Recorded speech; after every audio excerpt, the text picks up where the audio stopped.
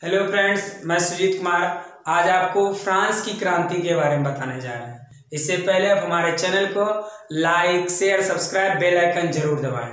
तो देखिए, फ्रांस की क्रांति 1789 ईस्वी में लुई 16वां के शासनकाल में हुआ था।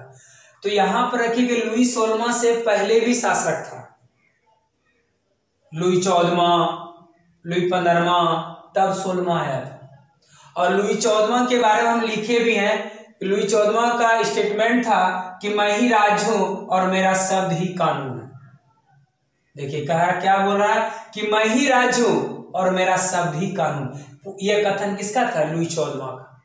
इसका मतलब लुई 14वां हुआ, 15वां हुआ और किसी के रहते हुए फ्रांस तरक्की या विकास नहीं हुआ। सबके अकॉर्डिंग देखा जाए तो जनता का शासन हुआ, जनता का विकास या वेलफेयर डेवलपमेंट नहीं हो पाया।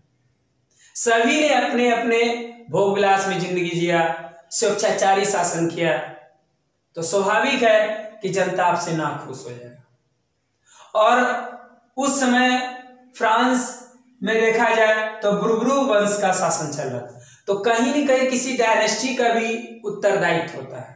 तो वह वंश था बुर्बोन वंश, जो फ्रांस की बर्बादी की करार पर ले आया और क्रांति का एक मोड़ लाया। तो वहां पर बुर्बोन वंश का शासन था, याद रखना। तो फ्रांस की जो क्रांति हुआ, राजक्रांति 1789 में लुई 16वां के शासनकाल में हुआ। और यह सिर्फ अपनी भोग विलास में जिंदगी जीता था, क्योंकि इनकी पत्नी का नाम था मेरी एंटवानेट, ऑस्ट्रिया की राजकुमारी थी। तो लुई 16वां की पत्नी का नाम था मेरी एंटवानेट, जो ऑस्ट्रिया की राजकुमारी थी। और ये दोनों सिर्फ अपने भोग विलास में जिंदगी जीता था, जनता से कोई मतलब नहीं, देश से कोई मतलब नहीं। तो स्वाभाविक है वह देश तरक्की और विकास नहीं करेगा। जब तक एक अच्छा रूलर नहीं मिलेगा वो विकास हो ही नहीं सकता है। तो ये दिमाग रखना। तो वहां पर बुर्बोन वंश का शासन चल रहा था और 14 जुलाई 1789 ईस्वी को क्रांतिकारियों ने बास्तिल के कारागृह के फाटक को तोड़कर बंदियों को मुक्त कर दिया। तब से 14 जुलाई को फ्रांस में राष्ट्रीय दिवस के रूप में मनाते हैं। इसका मतलब फ्रांस में स्वतंत्रता दिवस 14 जुलाई को मनाया जाता है। तो फ्रांस की स्वतंत्रता दिवस 14 जुलाई को। तो कभी कभी ये भी क्वेश्चन आ सकता है आपको कि फ्रांस की तत्कालीन कारण क्या है, फ्रांस की क्रांति का तात्कालिक कारण। तो आपको याद रखेगा बास्तिल पर आक्रमण, ये भी याद रखना है। बास्तिल पर आक्रमण। तो पूछेगा फ्रांस की क्रांति का तात्कालिक कारण क्या है, तो बास्तिल पर आक्रमण। पूछेगा वहां पर कौन सा वंश था, तो बुर्बोन वंश था। किसके शासनकाल में फ्रांस की राजक्रांति हुआ, तो लुई 16वां। लुई 16वां की पत्नी का नाम क्या था? मेरी एंटवानेट, जो ऑस्ट्रिया की राजकुमारी था। कौन कहा था मैं ही राज और मेरा शब्द ही कानून है, तो लुई 14वां। ये याद रखना है। इसका मतलब कहीं न कहीं किसी राजा का या रूलर, जो भी कहिए, राजा या रूलर कहिए, शासक कहिए, योगदान होता है देश की विकास करने में। या अगर अच्छा रूलर है तो देश डेवलपमेंट करेगा, उसका कल्याण होगा। अगर रूलर अच्छा नहीं मिला तो देश बर्बाद होगा, उसकी आर्थिक स्थिति खराब होगा, उद्योग धंधे बर्बाद होगा, क्योंकि रूलर अच्छा नहीं मिला। तो वहां रूलर था लुई 16वां, जो सबसे बेकार अयोग्य शासक था। और दोनों पत्नी भी मेरी एंटवानेट अपनी भोग विलास में स्वेच्छाचारी शासन कर रहा था, जो जनता के हित में नहीं था। तो स्वाभाविक है कि फ्रांस की क्रांति होना निश्चित था, क्योंकि लोगों को पाव रोटी तक खाने में आफत हो चुका था। सोचिए, इतना स्थिति खराब हो गया। और फ्रांस की क्रांति का नारा था समानता, स्वतंत्रता और बंधुत्व। पूछेगा फ्रांस की क्रांति का नारा क्या था? समानता, स्वतंत्रता और बंधुत्व।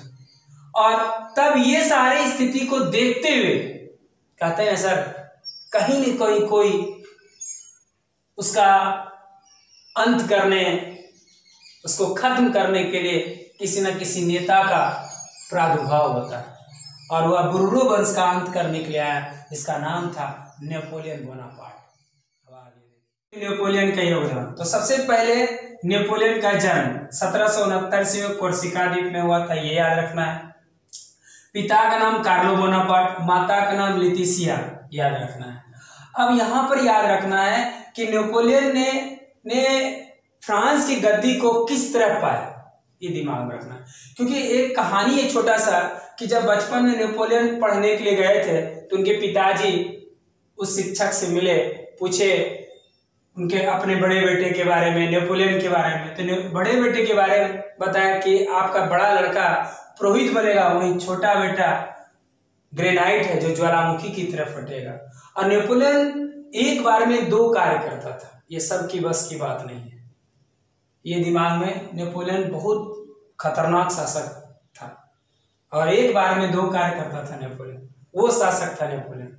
और नेपोलियन ने कहा अब कि हम फ्रांस की गद्दी तलवार की नोक से प्राप्त की। इसका मतलब फ्रांस की गद्दी पाने के लिए उसने मेहनत किया और संघर्ष किया, तब जाके फ्रांस की गद्दी मिला 1804 ईस्वी। और 1804 ईस्वी में नेपोलियन फ्रांस का सम्राट बना। और सम्राट बनते ही नेपोलियन ने उस 11 साल के दरमियान यूरोप का इतिहास तो बदल ही डाला, फ्रांस का पार्ट बदल डाला। और सबसे पहले नेपोलियन ने प्रशासनिक सुधार किया, उसके बाद आर्थिक सुधार किया और आर्थिक सुधार के अंतर्गत नेपोलियन ने बैंक ऑफ फ्रांस की स्थापना किया 1800 ईस्वी में। फिर शिक्षा में सुधार किया, प्राथमिक, माध्यमिक, उच्च स्तरीय शिक्षा को लाया। उससे भी बेहतर बनाने के लिए इन्होंने यूनिवर्सिटी एस्टेब्लिश किया, विश्वविद्यालय की स्थापना की।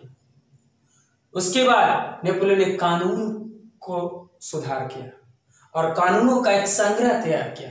उस कानून के संग्रह को तैयार कर एक नया नाम दिया नेपोलियन, इसका नाम है नेपोलियन कोड। तो नेपोलियन कोड लाया 1804 ईस्वी में, फ्रांस की गद्दी पर बैठा 1804 ईस्वी नेपोलियन। और नेपोलियन ने एक युद्ध लड़ा, इसका नाम था ट्राफलगर का युद्ध, 1805 ईस्वी में इंग्लैंड और नेपोलियन के बीच हुआ। उसके बाद जब आप अच्छा काम करते हैं देश के लिए, उस देश के लिए इन्होंने जनता के हित में बहुत सारा कार्य किया, फ्रांस को एक लेवल तक ले गए। तो इसीलिए आधुनिक फ्रांस का निर्माता भी कहा गया नेपोलियन को। तो आधुनिक फ्रांस का निर्माता किसे कहा गया? नेपोलियन को। नेपोलियन इंग्लैंड को बनियों का देश कहा, क्योंकि इंग्लैंड की जो कूटनीति था वो बनियों की तरह था, इसीलिए नेपोलियन इंग्लैंड को बनियों का देश कहा।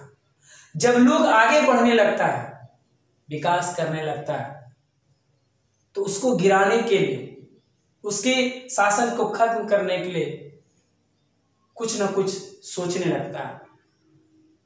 तो जो नेपोलियन ने ब्रूनो वंश का अंत किया था, उसके अलावा एक कंट्री था जो नेपोलियन को, साम्राज्य को खत्म करना चाहता था, वह था ऑस्ट्रिया का चांसलर ड्यूक मेटरनिक। किस तरह नेपोलियन के शासन को खत्म करना चाह रहा था, और इसके लिए ऑस्ट्रिया के चांसलर ड्यूक मेटरनिक ने 1815 ईस्वी में वियना कांग्रेस समझौता बुलाया, और इस समझौता में नेपोलियन के साम्राज्य को खत्म करने के लिए योजना बना था, जिसमें ऑस्ट्रिया था, ब्रिटेन था, रूस था, बहुत सारे, मतलब मान के चलिए 4 कंट्री मैन था, और वो 4 कंट्री मिलकर एक नेपोलियन को हराने के लिए एक योजना बना, और वह योजना कहाँ बना? वियना कांग्रेस समझौता कहलाया, वियना में, कि नेपोलियन को किस तरह खत्म किया जाए। और इसके लिए युद्ध लड़ा गया 18 जून 1815 ईस्वी में, वाटरलू युद्ध। और वाटरलू युद्ध में ही नेपोलियन पराजित हो गया, और पराजित होकर उसे बंदी बना लिया और उसे सेंट हेलेना द्वीप पर भेज दिया गया, और वहीं नेपोलियन ने अपना जीवन का अंतिम क्षण गुजारा। और 1821 ईस्वी में, और 1821 ईस्वी में ब्लड कैंसर हो गया, जिस कारण नेपोलियन की मृत्यु हो गई। तो देखिए आगे, वॉल्टियर, मॉन्टेस्क्यू एवं रूसो ने सर्वाधिक योगदान दिया। और वाल्टियर का कथन था कि 100 चूहों की अपेक्षा एक सिंह का शासन उत्तम है। ये वाल्टियर का कथन। और वाल्टियर का पुस्तक था लेटर ऑन इंग्लिश। वाल्टियर का पुस्तक था लेटर ऑन इंग्लिश और मॉन्टेस्क्यू का पुस्तक था कानून की आत्मा और रूसो का पुस्तक था सोशल कॉन्ट्रैक्ट। और रूसो का कथन था कि मनुष्य स्वतंत्र पैदा लेता है, सर्वत्र जंजीरों से जकड़ा रहता है। ये याद रखिएगा। तो फ्रांस की क्रांति में वाल्टियर, मॉन्टेस्क्यू एवं रूसो ने सर्वाधिक योगदान दिया। रूसो फ्रांस में प्रजातंत्रात्मक शासन पद्धति का समर्थक था। और सबसे बढ़िया क्वेश्चन यहाँ करना याद रखना है कि माप तौल की दशमलव प्रणाली फ्रांस की देन है। तो माप तौल दशमलव प्रणाली फ्रांस की देन है और फ्रांस में डायरेक्टरी के शासन का 1799 से हुआ। और एक इंपॉर्टेंट क्वेश्चन ये भी है कि टेले एक प्रकार का भूमिकर है। टेले एक प्रकार का भूमिकर है। और फ्रांस की क्रांति से जो रिलेटेड पॉइंट था सारे हम बता दिए और हमारी वीडियो को अंत तक जरूर देखें। और अंत में कहना चाहता हूँ आप हमारे चैनल को like, share, subscribe, bell icon जरूर दबाएं। नेक्स्ट वीडियो फिर हम लेकर आएंगे।